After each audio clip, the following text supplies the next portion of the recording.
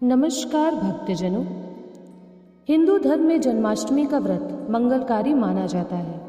मान्यता है कोई भी व्यक्ति इस व्रत को सच्चे मन से रखता है, उसके जीवन की समस्त परेशानियां अंत हो जाती है, साथ ही सुख समृद्धि की प्राप्ति होती है।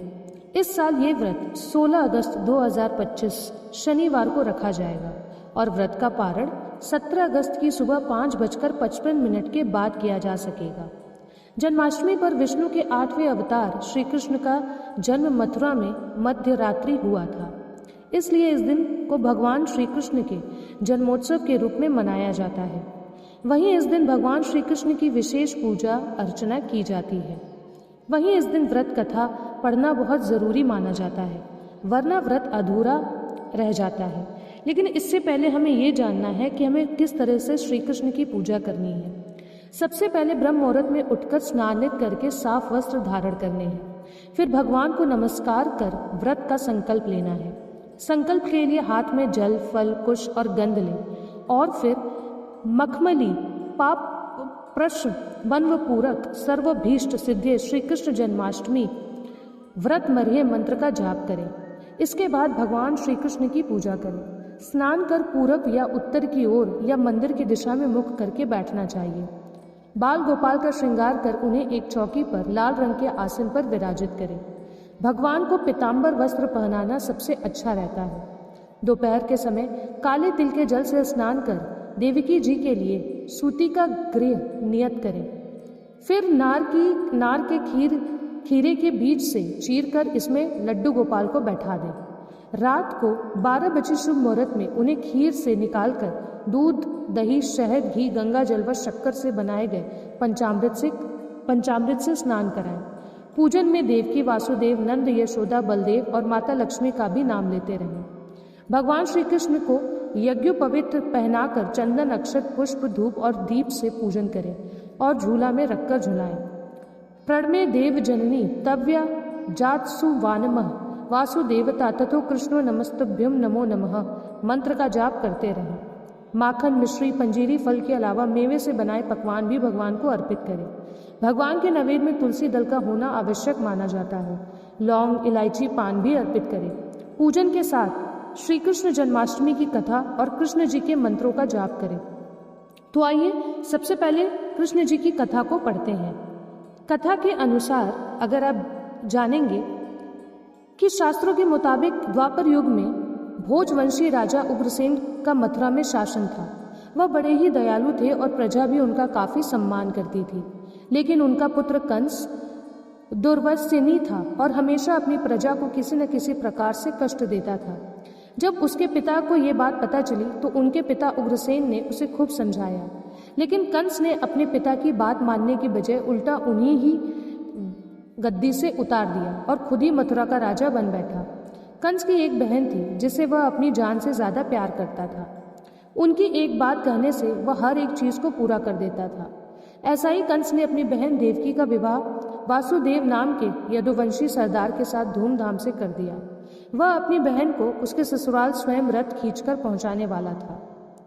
जब अपनी बहन देवकी को उसके ससुराल पहुंचाने जा रहा था कि तभी अचानक रास्ते में आकाशवाणी हुई, हे कंस, जिस देवकी की तू बड़े प्रेम से ले जा रहा है, इसी के गर्भ से उत्पन्न 8वां बालक तेरा वध करेगा। यह सुनकर कंस घबरा गया और अपनी बहन के पति वासुदेव को मारने के लिए टूट पड़ा। तब देवकी ने कंस से विनयपूर्वक कहा, मेरे गर्भ से जो संतान होगी उसे मैं तुम्हारे सामने ला दूंगी। इन्हें मारने से क्या लाभ है? कंस ने देवकी की बात मान ली, लेकिन वासुदेव और देवकी को उसने कारागार में डाल दिया। वासुदेव देवकी की एक एक करके 7 संतानें हुई और 7 का जन्म लेते ही कंस ने मार डाला। अब बारी थी 8वें बच्चे के होने की। कंस ने इस दौरान कारागार में वासुदेव देवकी पर और भी कड़े पहरे बैठा दिए। वहीं दूसरी ओर देवकी के साथ नंद भाव में नंद की पत्नी यशोदा को भी बच्चा होने वाला था। उन्होंने वासुदेव देवकी के दुखी जीवन को देख 8वें बच्चे की रक्षा का उपाय रचा। जिस समय वासुदेव देवकी के पुत्र पैदा हुआ उसी समय संयोग से यशोदा के गर्भ से एक कन्या का जन्म हुआ, जो और कुछ नहीं सिर्फ माया थी। जिस कोठरी में देवकी वासुदेव कैद थे उसमें अचानक चतुर्भुज भगवान प्रकट हुए। दोनों भगवान के चरणों में गिर पड़े। भगवान ने देवकी वासुदेव से कहा, अब मैं पुनः नवजात शिशु का रूप धारण कर लेता हूँ।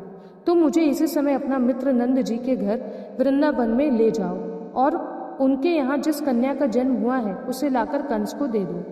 भगवान ने कहा कि इस समय वातावरण अनुकूल नहीं है, लेकिन फिर भी तुम चिंता ना करो। जागते हुए पहरेदार सो गए हैं, कारागार के दरवाजे पर अपने आप खुल जाएंगे और उफानती अतः यमुना तुमको पार जाने का मार्ग खुद दे देगी।